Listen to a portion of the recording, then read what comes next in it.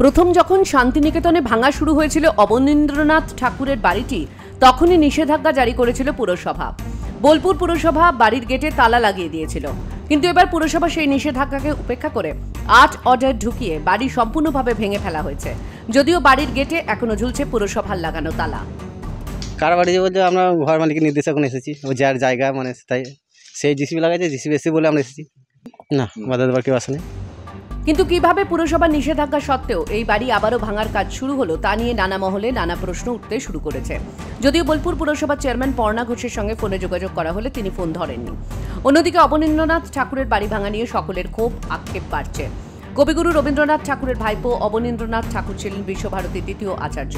তার নামানুসারেই শান্তিনিকেতনের ওই জায়গার নাম হয় অবনপল্লী। সেই ঐতিহ্যবাহী স্মৃতিবিজড়িত আবাস নামক বাড়িটি ভেঙে ফেলা হচ্ছে জেনে সকলেরই মন খারাপ।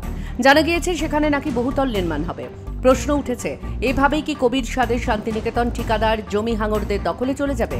মুছে যাবে শকুন্তলা, রাজকাহিনী, ক্ষীরের পুতুল, ভারত শিল্প, নালক প্রভৃতি কালোজয়ী বইয়ের স্রষ্টা অবনীন্দ্রনাথ ঠাকুরের স্মৃতি, জানিয়ে রীতিমতো আক্ষেপ ক্ষোভ শান্তিনিকেতনের অধ্যাপক, আশ্রমিক সকলের মনেই। Bureau report, express news.